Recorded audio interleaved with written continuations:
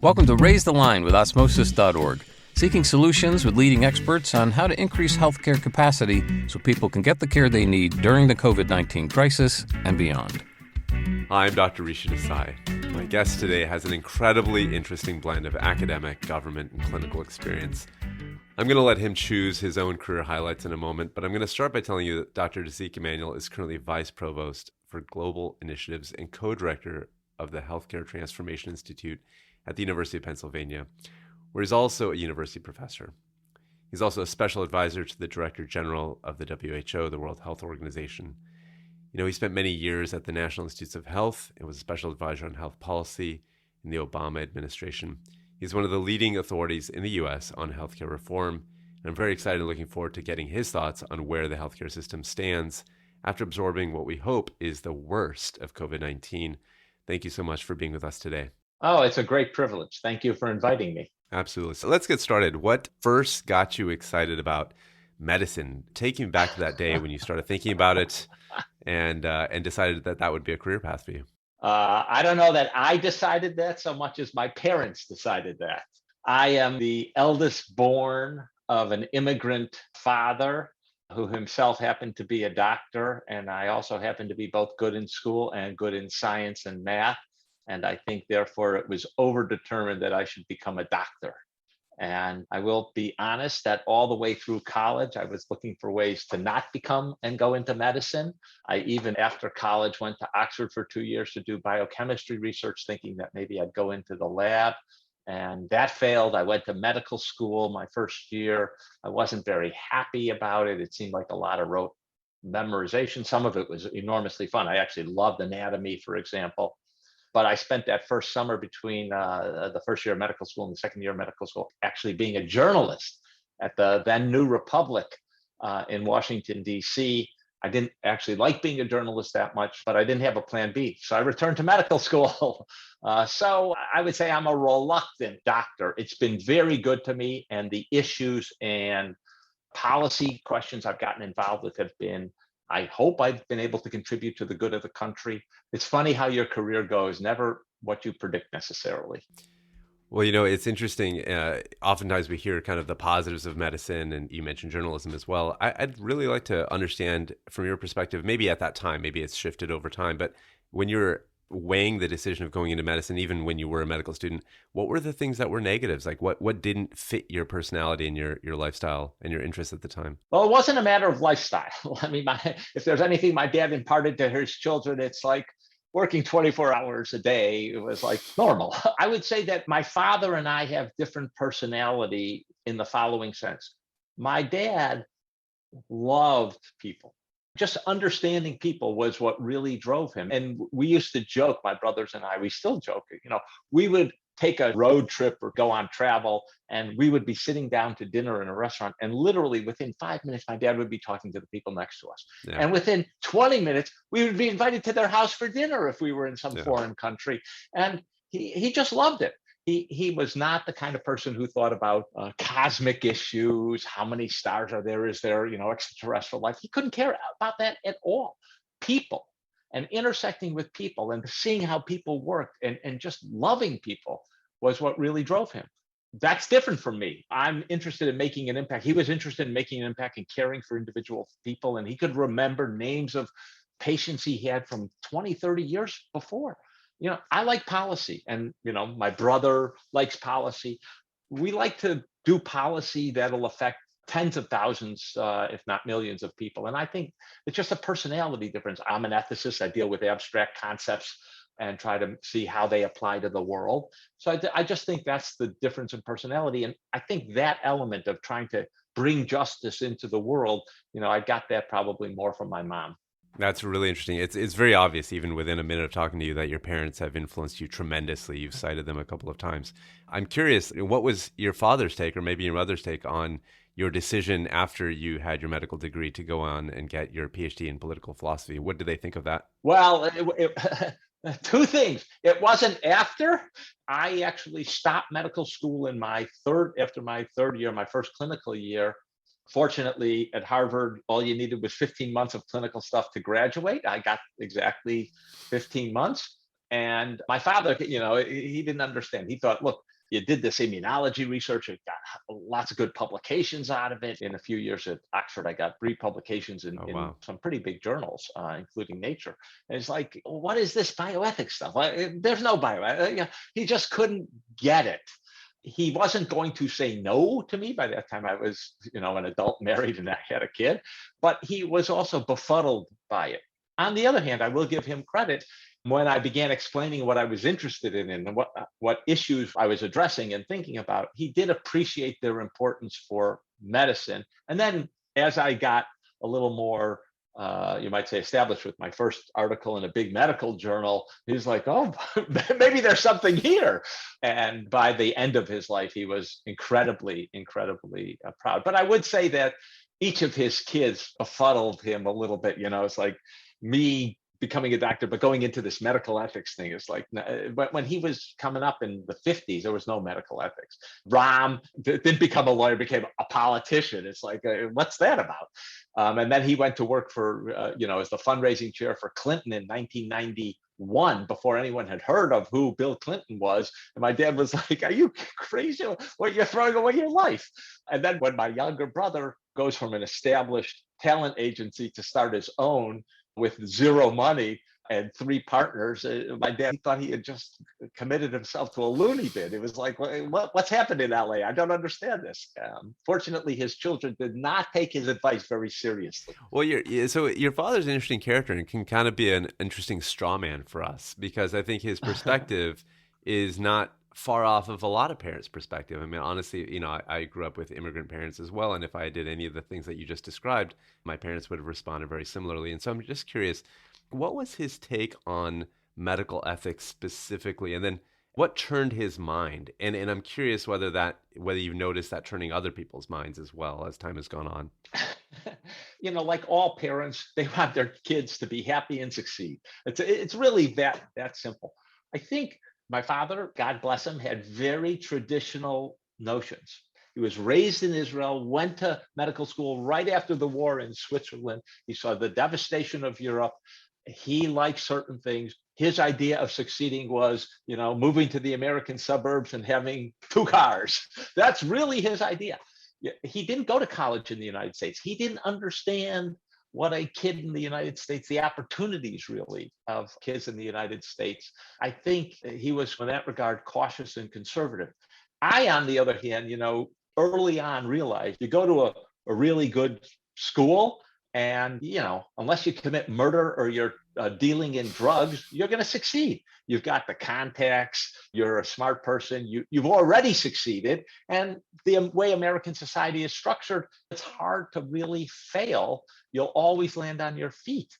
And I hope when I've raised my kids, they're now older and have their own kids, it's like, I have views about what you should do, but I'm not going to impose it. I'm going to tell you what I think, but I'm not going to impose them, and I'm going to support what you do. I think I was a little more supportive than he was about doing something a little different. Feel free not to answer this question, but I'm just curious, do your kids ever befuddle you with their choices? And what is that experience like, given what you just said about your father? Well, first of all, I think I'm very proud of my kids because none of them have done what I've done.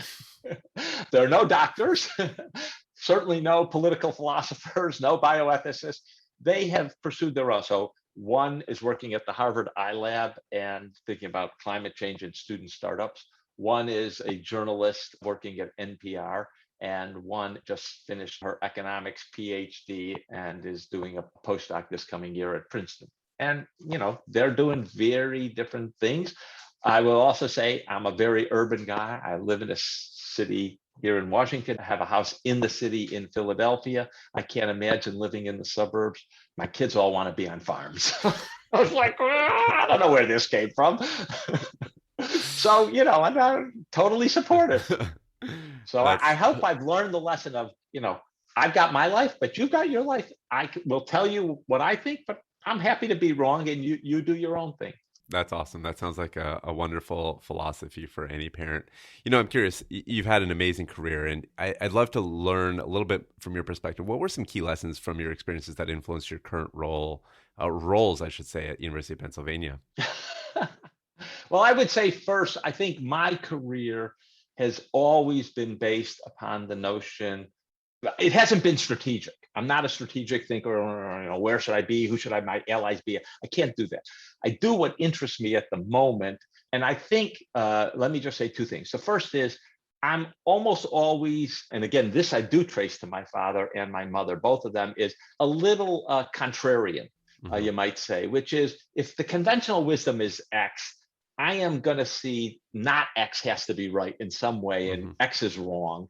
And that often means I'm pushing against the establishment. So when I decided to take time off and do this political philosophy thing and work on end of life care, I was going to look at political philosophy and end of life care and how the controversy we were having in the United States about end of life care and also allocation of resources really tied to something deeper in American culture and values. The dean of students at Harvard Medical School says, we're not going to stop you, but we think this is a career ender. People don't go into, there's no end of life care research in American medicine. This is the early 80s, and I'm like, I think it's important. I think it will be important. I don't know. I'm not going to listen to you. And you tell me who's right. When 25% of Medicare spending is on people in their last year of life, I think I won that argument hands down. And almost all of my positions over the years are, if this is conventional wisdom, it's really not quite right. And let me tell you the alternative view, and I'll give you why my alternative view is right. And I think that contrarian position, sometimes it lands you in hot water, but I think mostly I've been on the right side of things, beginning with end of life care and then moving into various areas that I have, I think, contributed to successfully. The other thing I think I've figured out is try to look 5 years ahead. The current controversy, I am heavily involved in COVID, but try to figure out what is the issue in 5 years and try to solve it today, and then it'll catch up with you. And so I'll give you an example. Beginning in 2005, the Department of HHS looked at influenza and what would happen if we had a major influenza pandemic and medical resources. And they had a policy about how to allocate scarce medical resources, mainly to the elderly. And I came out of the first presentation of that, and I was like, that view is wrong. And I happened to say it to a guy standing next to me who was a colleague of mine in the Department of Bioethics at the NIH. And we wrote a paper in Science about why it's wrong. And then we spent the next 4 years figuring out what's the general theory. And we wrote a paper in The Lancet about a general theory for allocating very scarce medical resources like organs for transplantation. Along comes COVID. And from 2009 to 2020, I hadn't written anything on, or that's not quite true, but I hadn't written a lot on allocation. And then here's COVID. And literally, I'm flying back from Norway on March 11th or 12th, 2020.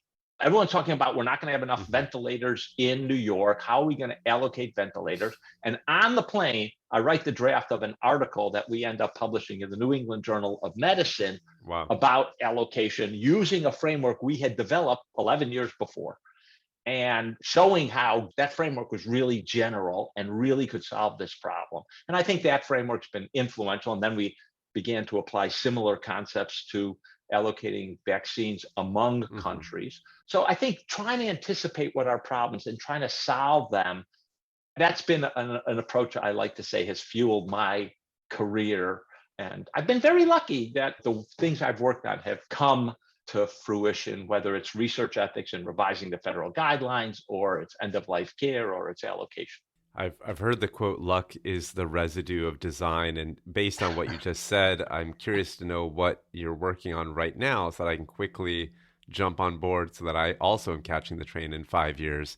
One of the things that stands out is your contrarian viewpoint. It's very interesting, and I think it leads to kind of a robust debate, if nothing else, right? Regardless of whether you're right or wrong, it sharpens everyone and everyone's views. What do you think is some conventional wisdom you've heard, maybe shared by WHO or CDC or whoever, that you take a contrarian viewpoint on, whatever it might be? Is there an example of that? And if not, we can think of other common conventions. But I'm just curious, given that we're in the middle of COVID, what you've heard that you might take maybe a slightly different tack on.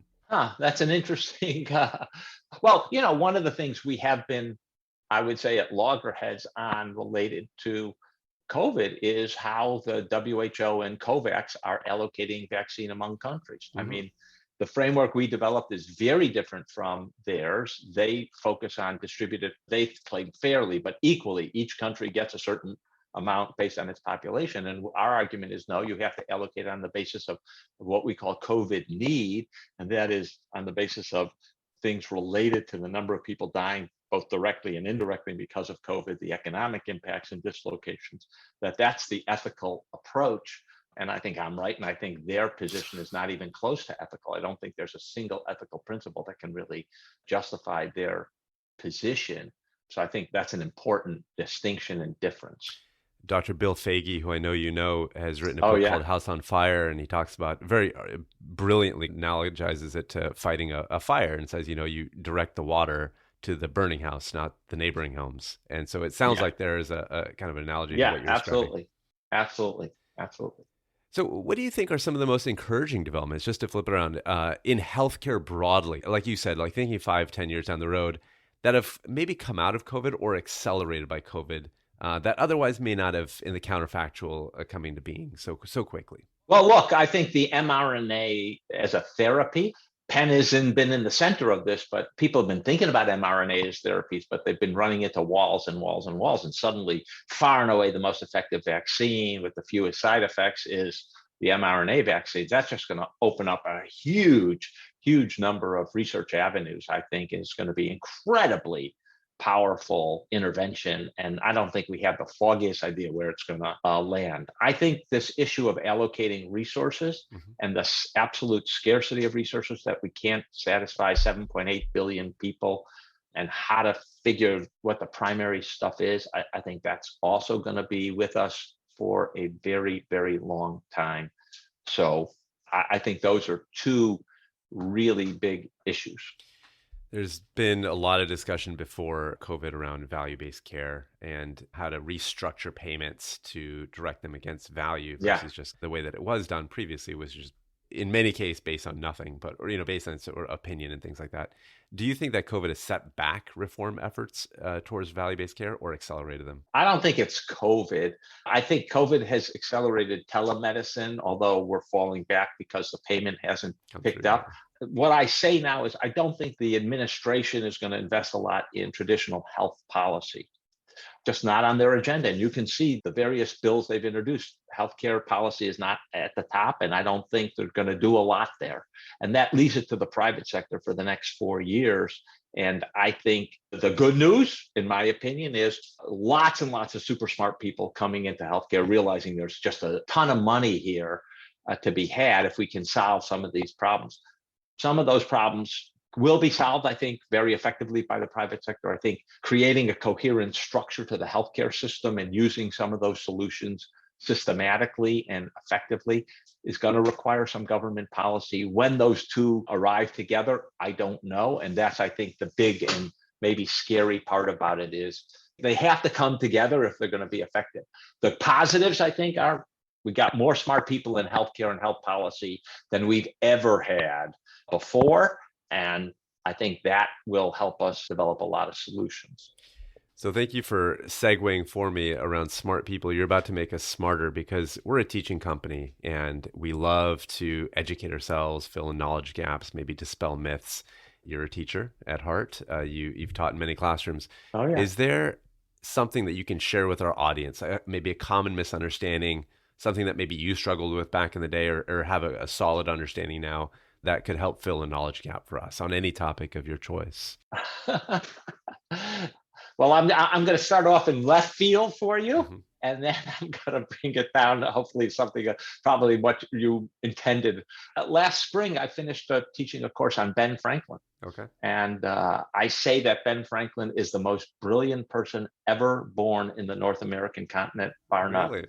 Everything Ben Franklin touched, everything minus his personal life, he was world-class in. He was a world-class printer. He was a world-class journalist, a world-class writer, world-class inventor, world-class scientist. He won the equivalent of the Nobel Prize at that time, the Copley Medal. He was a world-class diplomat, a world-class politician, and we could go on. There's no person who's been as wide and as excelled And I think the thing that drove him, I mean, his last published essay was 3 weeks before he died, and it was against slavery. It was making fun of slave owners and just, poking at all their myths that were good for slaves, what's going to happen to the economy if we freed the slave. What drove him and what made him so amazing was his endless curiosity. And he thought deeply about everything. If it didn't make sense, he spent a lot of time thinking about it. He changed his opinions. He evolved. On slavery is a good example of his evolution. In any case, we can learn a lot from his life. He is the most brilliant person, and you can learn a lot by studying Ben Franklin. But I think one of the things that we can learn today, I think, is what are the biggest impediments to healthcare reform? And I think one of them is the complexity of the system. We just have by far the most complex healthcare system in the world. There's many sources of the complexity, but one of the sources of that complexity is employer-sponsored insurance, where each employer decides they need a slightly different package. That slightly different package adds nothing to the health of their employees, doesn't control costs, and adds a lot of money to the administrative costs of hospitals and doctors who have to keep track of all these different plans, and payers who have thousands of small variations. And that is very, very costly. We spend various estimates, but certainly north of $500 billion on administration of health insurance and stuff. And a lot of it is because of these very small differences employers make that make no difference. If we standardize the package, here are 10 different packages. You have to choose one of the 10, and those were standardized for consistency. We would save a lot of administrative costs. And it's a win-win.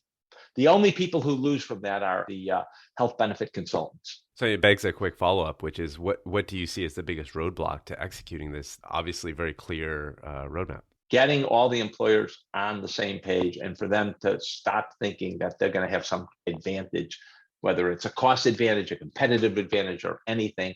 And the government did it for Medicare supplemental benefits. Should do it for the employer-sponsored part. It would make a huge difference. So I'll ask one final question here then. We obviously have a lot of students, I alluded to that, early career health professionals in our audience. They look at a career like yours, they hear your story, say, hey, I can relate on this level. But on the flip side, how in the heck do I get to his storied career if that's something I aspire to? What advice would you give to a person? First of all, when I was in medical school, when I was an intern and resident, there was no storied career. I was slogging away like everyone else. And the important thing is to slog away, and to slog away at something that you are passionate about and you think is important, and you can tell me why it's going to be important in healthcare. For me, it was end-of-life care initially, and then it became the physician-patient relationship, the research ethics, because I switched jobs to the NIH, and then allocation and health policy. But find something you think is important to the healthcare system and become an expert in that. There's no substitute for that. I am now an old man, and I've been at this game for more than 30 years. It's not like suddenly I just appeared. I mean, there are some people who, right out of the box, they're obviously geniuses and can figure out how to both be great researchers and public intellectuals about healthcare. But that didn't happen for me. I had to slog at it. And keeping focused on doing good research, coming up with new ideas, publishing in the best places is the best way to gain influence. That's phenomenal. I also want to let you know that I'll be reading Ben Franklin's biography. So thank you for that. Yes. The H.W. Brand's biography. There's also a good one called Young Ben Franklin, which only takes him up to when he retires. So this is another thing. Ben Franklin invented retirement at the age of 42. He was going to devote himself for the rest of his life to science. Well, he devoted a few years to science when he won the Copley Medal for electricity and lightning and the lightning rod and all. But then he got taken up with politics and diplomacy and all of that. But the young Ben Franklin is a very good biography. It gives you a real sense for the early 1700s and the kind of thing that Ben Franklin had to do as a young man. Remarkable, absolutely remarkable. And I can obviously sense a lot of his curiosity in you as well. And so thank you for sharing. Well, thank you very much. Well, listen, I'm Rishi Desai. Thank you for checking out today's show. Remember to do your part to flatten the curve and raise the line. We're all in this together.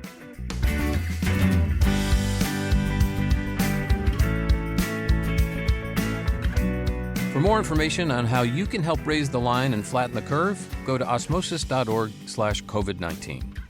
If you like this podcast, please share it on your social channels. You can also subscribe to the series and check out all of our podcasts at osmosis.org/raisethelines podcast.